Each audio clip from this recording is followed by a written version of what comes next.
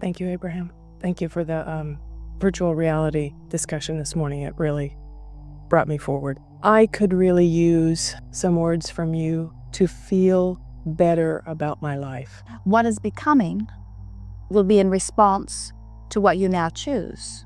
And you're in a good place of choosing thought. In other words, you know exactly what to do. It's just a matter of practicing a little bit. Do not base what is becoming on what has been, unless what has been is making you feel good as you think about it. We think what has been is wonderful because it has put you in this poignant, leading edge place where you can choose deliberately and definitively things that will please you. We would like to encourage you to not work so hard at it, not try so hard, lighten up, be easier. What do you want to talk about? I'm trying really hard not to be too much in it and yet describe. The contrast has been tremendous. And I don't necessarily mean that in oh, it's been fun. I mean it's been a lot. A lot of fun? No. When you think about the contrast and you think about the desire that is produced within you, can you speak about the desire that has been produced within you? Yes, it's desire to the point that it has worn me down. Well, you see, desire doesn't wear you down unless you're crashing into trees. And so the reason that people say my desire is wearing is because they identify desire, they rev desire up within patterns of thought that are not going along with it. In other words, desire, when it is allowed to flow, is life-giving. It's exhilarating. You don't tire of it. It is always resistance that makes you tired, you see. And so when you say my desire wears me out, what you're really saying is the desire and my awareness of where I am relative to the desire wears me out. And so we say, you're wanting to, in physical terms, there's an expression that really speaks this perfectly. And while we do not use the word God often because it just activates a vibration within you that you've already decided, we're going to use it here because it's such a good saying that says, let go and let God. And what that means literally is, I have been asking. My contrast has helped me to ask clearly, and while I have not been a vibrational match much of the time for what I'm asking for, I've got one whopping of a desire going, a lot of energy moving through me, and the resistance that is my pattern of thought is making me feel like it's struggle.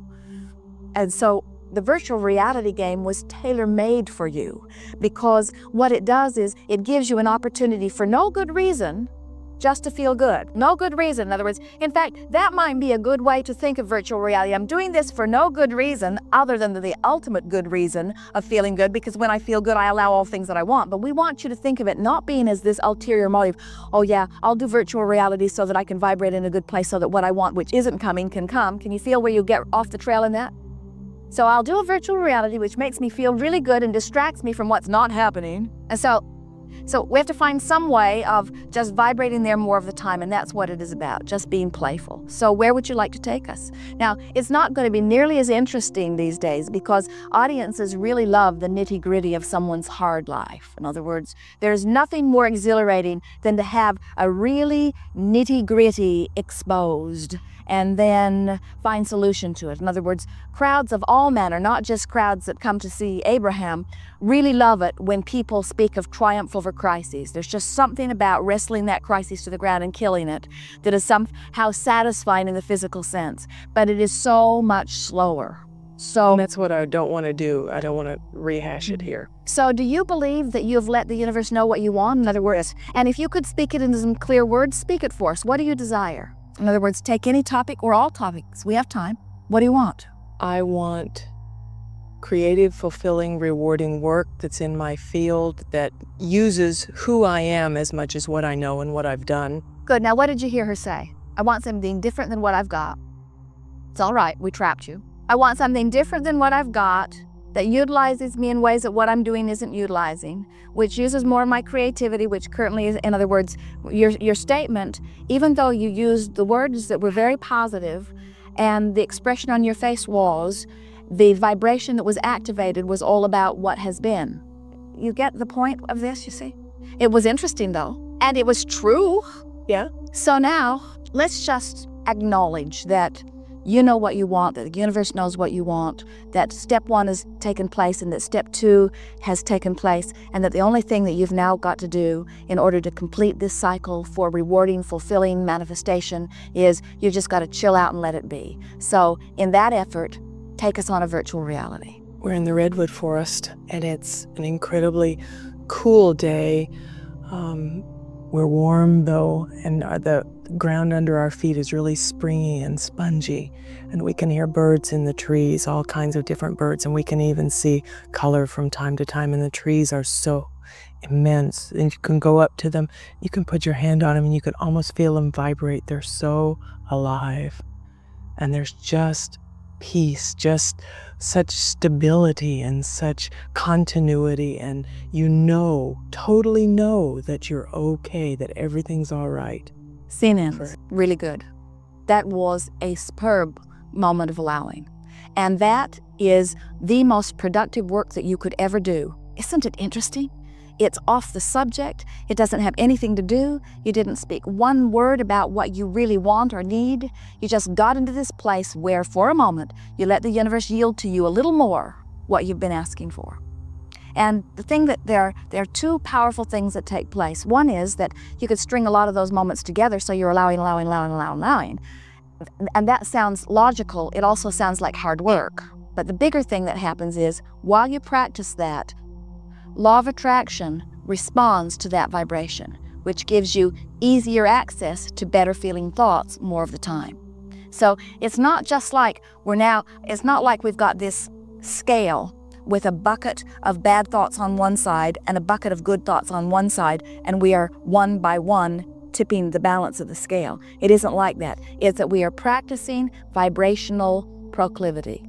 We are practicing vibrational likelihood. So now where? I'm going to have to go back a little bit, I think. I know myself to be a real participant with the work of Abraham, and I know that I'm assiduous with it, and I a lot of joy in it. It's not a grind. There's been a tremendous, I called it at one point, it was like my spirit had helium balloons, and I could literally feel the lift in my spirit as I really began to work the work. So when I did hit it's like I went so far and plateaued and continued to work and continued to walk the walk, but wasn't continuing to get the increase in results. And I hear now about the residual beliefs that were sticking me down and causing resistance, and I hear that the virtual reality is a way through that. That's on my inside life. I also have this outside life where I interact with, most notably, my family in not really harmonious situations. They disapprove. I know you can relate to that, Esther. And I hear that more than I want to hear that. It's as though the Karen part of me doesn't have enough belief in what I'm doing to hold my own ground calmly and peacefully. Those are really good words to acknowledge, because what you're saying is, I can find my balance, and I do from time to time, but I can lose my balance, and I do from time to time. And what you're doing here is just repeating the reason that we are encouraging the shoring up of your vibration through these games. In other words, that's the whole point of this. We see so many of you offering most of your vibration in response to what you're observing. And you're onto something really important here, because this is the primary reason that so many humans feel a need to control circumstances outside of them in order to feel good. Because when they observe what makes them feel good, they feel good. And when they observe what doesn't make them feel good, they don't feel good. So the other day, Jerry and Esther were in Texas for a few days. They've been gone weeks and we're home 1 week. And always when they are at home, there is much more to do than the time really will allow. And Esther says and does hit the floor running every morning. And she said, I'm too busy to delegate, and I'm too busy to line up my energy. I'm too busy to do anything that I know how to do. I'm just going to have to make this week happen. So you can imagine what kind of a week she was happening. About midway through it, she was on the ornery side. And a dear friend who she hasn't seen in a while, who she adores and who adores her, stopped by the office. And they only spent about 5 or 10 minutes together. And during this brief interaction, Esther felt herself restored. She felt clarity and eagerness return to her. She felt so good. And when her friend left, she said to Jerry, "Everyone should do that for me." And we say, it is nice when those that you are focused upon are so tuned in, tapped in, turned on, and as they hold you as their object of attention, it's just life-giving. In other words, it is wonderful to meet people like that, and it's nice to be that for others. But it is important not to be dependent upon anything outside of yourself for that, because everyone has their own interests. They're all having their own experiences, and you'll have a sort of rocky ride if you are looking for it outside of you. And of course, we know you know that. We know Esther knows that too. It is nice to have the respite of that, the reprieve of that. But what we are wanting you to begin to say to yourself is, I can decide how I want to feel. Don't wait until you're in a big jam. In other words, when Jerry and Esther just came from Esther's parents' place, and they were in and out for 2 or 3 days as they sort of passed through there. And there's so much evidence of Esther knows that they do not want the health conditions that they have, and yet they talk about it incessantly. And Esther knows that she cannot, with a few words, guide them back into something that is different. In other words, it was just overwhelming. So she tried to dart in and dart out, and dart in and dart out, and dart in and dart out. And as she has left them, her mind has been upon them a lot. In other words, and as her mind drifts there, she usually does not feel very good. And she's discovered that, at least for now, having just witnessed where they are, she cannot focus upon where they are and feel absolutely wonderful at the same time. And yet she feels guilty about not giving her attention to them. In other words, it feels like abandoning them. And we say to her, it isn't abandoning someone to not think about their problems. It is helping them.